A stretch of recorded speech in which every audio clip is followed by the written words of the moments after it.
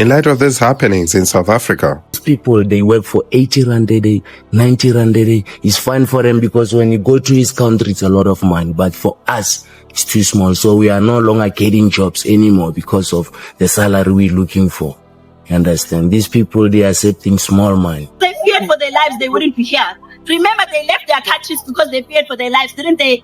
Now, if they fear for their lives, what's stopping them from going to the next country? Why are they still fighting to be in South Africa? If you fear for your life and you're an immigrant, this is the best time to go back home. Where are you from? Where? Yes. Huh? Yes. Yes. So what are you doing here? Because we've been calling for you guys to leave the country.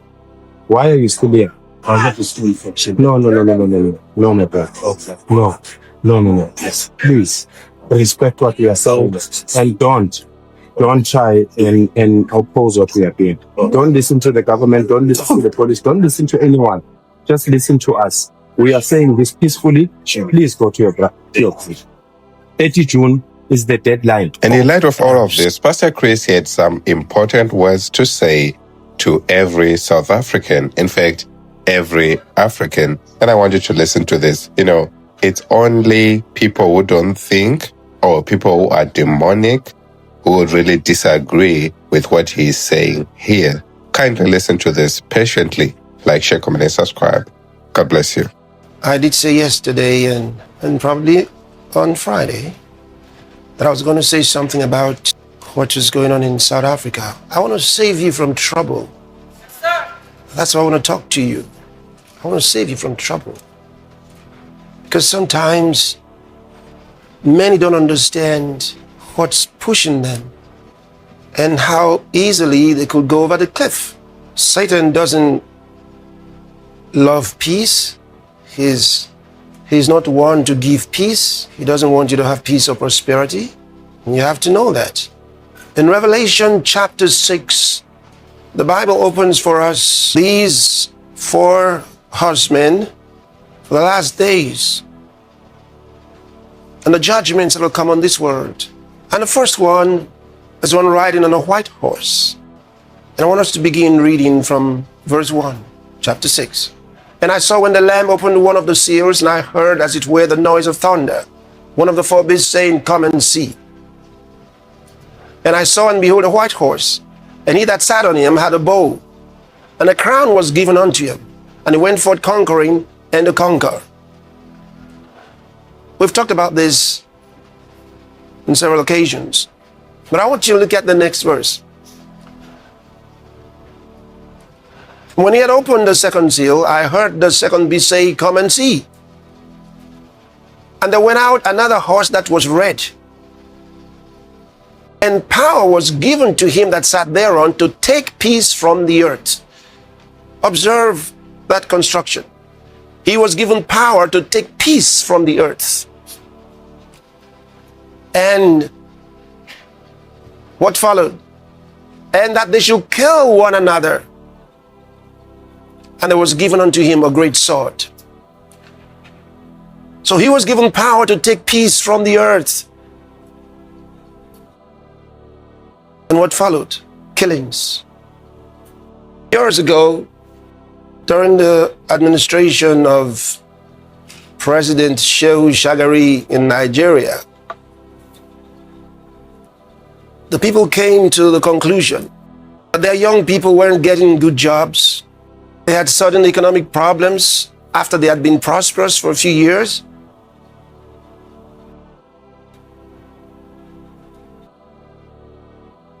And decided some other Africans who had come to Nigeria during the years of prosperity, because they kind of fled economic hardships in their countries and relocated to Nigeria and took up different kinds of jobs. Well, many Nigerians concluded that the reason they were having difficulties was because of these immigrants who were now in their country. And they zeroed in particularly on Ghanaians who were their next door neighbors and insisted all Ghanaians must leave the country. And the president also did announce that those who were illegal immigrants must leave. But the trouble with a lot of such things is that when the people on the grounds, when those in the streets decide they have the power to execute judgment because the others are illegals or they're illegally here, we must send them out. So they insisted the Ghanaians must leave. What a sight it was back in those years.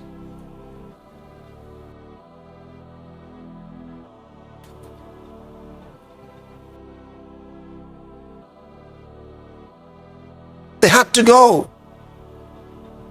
Did things change? No. They were definitely not enough to have caused a dent in the economy. But they were the scapegoat. They were sent away. In pain, they'd been here for several years. And they were to leave suddenly. So the Nigerians believed they had justification to send them out. Go back to your country. And when such things happen, you can't distinguish in the street between the one who is legally there and the one who is not legally there. It's the government functionaries that have the authority to decide who's legal and who's not legal. It's not the guy in the street who's supposed to ask you, where are you from? And you say, well, I'm from such and such a place. Okay, so are you here legally? He doesn't even have the wherewithal to make such decisions.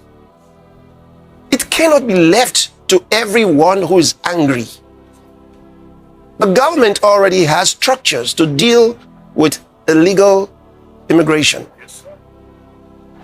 So leave that to the government. Now, if you say the government is not doing it, protest to the government. Protest to the government, then the government will listen to you. Protest to the government.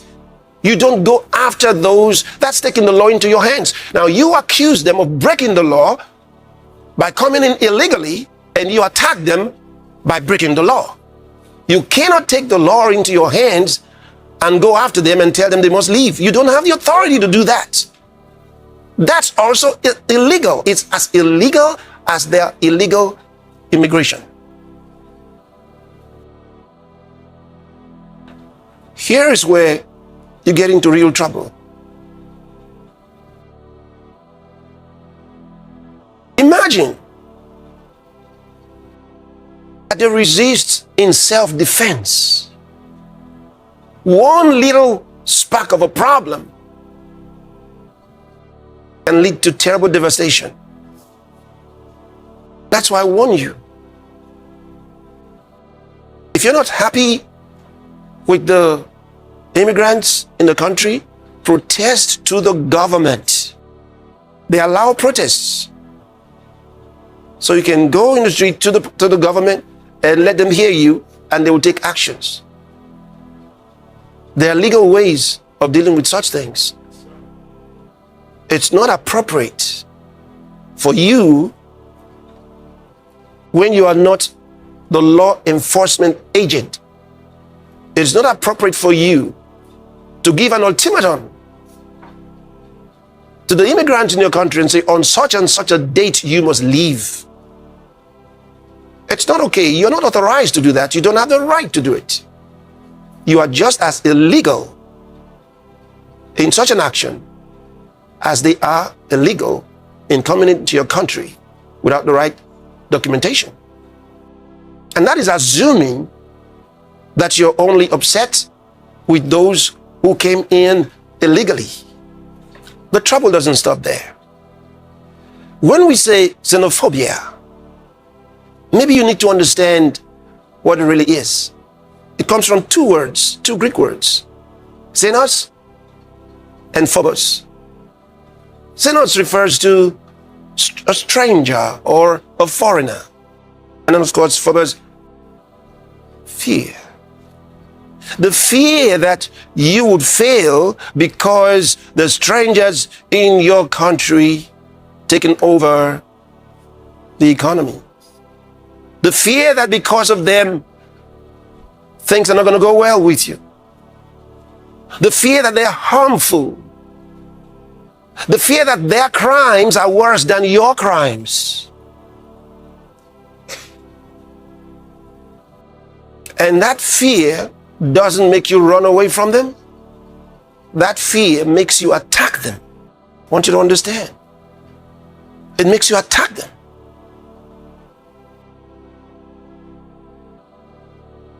That's why you can be accused of xenophobia. Some even say it's Afrophobia because they think it's only Africans that it's directed to, but it's the same. You walk in a dangerous spot. I'd like to remind you that the case with Ghana was a very easy one because it's not too long ago. It was bad. Now imagine if that goes on throughout Africa.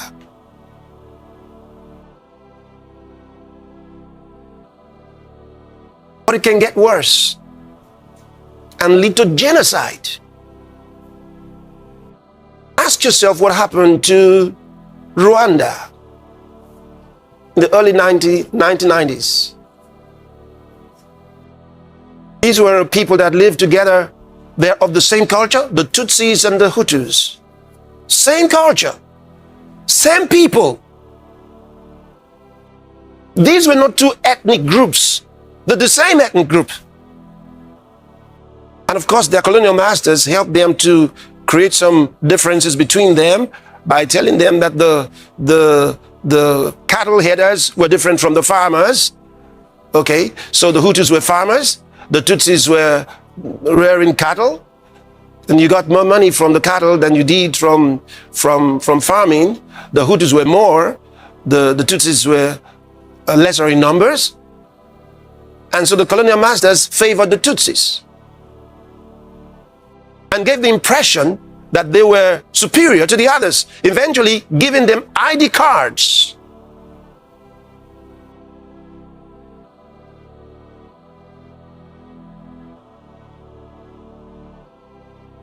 Further solidifying a difference between them, which they wanted, because you must understand the colonial masters had a divide and rule method of government.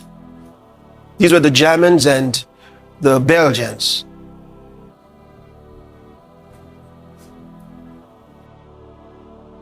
And after, they projected the Tutsis. But after the independence, the Hutus took over power and marginalized further the Tutsis.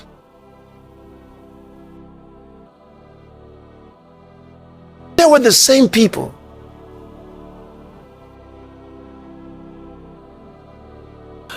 They went to the same schools, lived among themselves, worshipped in the same churches, intermarried. In fact, it was said that you could be a Tutsi and later become a Hutu if your economic conditions changed. If you moved from going with cattle, doing cattle business, and you became a farmer, you became a Hutu. And if circumstances changed in your favor and you got more cattle and became wealthy, you became a Tutsi. That's how close they were. But the day came when the Hutu president was killed in a plane crash along with the Burundian president. And the Hutus blamed the Tutsis for it and immediately isolated them. And they started hunting them down. Everywhere they found a Tutsi, he had to die. And if you were Hutu and you supported, or rather you supported the Tutsi, or you were against the genocide, you were killed as well. And before long, more than 800,000 people have been killed. That's a large number It spiraled down very quickly to genocide. It wasn't planned from the beginning. They had disagreements before.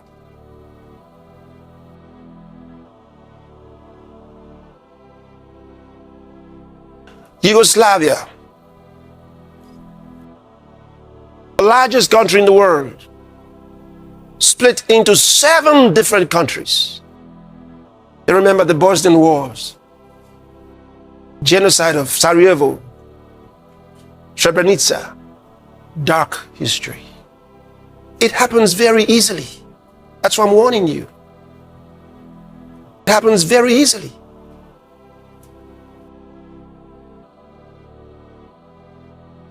So those who are telling you on the 30th of June, we're going out and we're going to harass or stop or drive out all undocumented immigrants. They don't have the power to do it. It's illegal. Leave that job for the police. Leave it for the government. And I said, if you think the government is not doing enough, protest to the government. Go to the government. Protest to the government. Don't take the laws into your hands. Every God-fearing person should refuse to follow those foolish instructions. Don't go with them. I tell you, it's improper. A mob cannot create peace. You have a government. Let the government do its job. It's easy to say, if the government is not doing it, we're gonna help the government. How are you gonna help the government? You put the government in place. They're your representatives. Don't destroy your own country while you're thinking that you're trying to save it from these immigrants. Reminds me of the words of John F. Kennedy in his inaugural speech years ago. He said, those who foolishly want to claim power by riding the tiger will find themselves inside.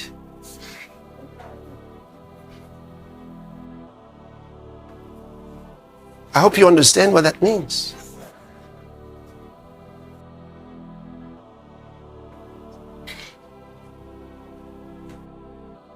A mob is difficult to control. A mob is as bad as fire. A mob is as bad. There are three terrible forces in the world that are difficult to control. One is flood. The other is fire. The third one is a mob, a human mob. They get out of control. Any of these three can destroy a whole city, destroy a whole country. And they always start from a point. Unintended. Always unintended. So it's easy to support the reason why the immigrants must go. It's easy to support it. All kinds of reasons can be advanced. And I'm not here to discuss whether the reasons are good or not good. I'm telling you, there's a process. There's a way to do it. There's a way to do it. Jungle justice is not okay. Yes, sir. It's not okay. Yes, sir. Even when you catch a thief, you don't start beating him and injuring him, and you don't have to kill him there. Take him to the law. Yes, sir. That's what you do in a lawful society. And I'm saying, you in South Africa, prove yourself to be educated, distinguished, wise, and understanding. Yes, sir. Show yourself to be excellent. Yes. That's what you have to do. You know, we talk a lot about what happened in Germany years ago. Hitler's Holocaust. Well, they started out by blaming the Jews for their economic woes. And they wanted the Jews to leave, get out of our country.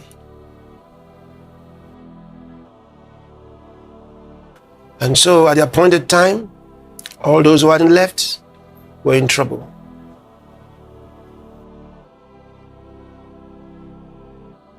And it led to the Holocaust.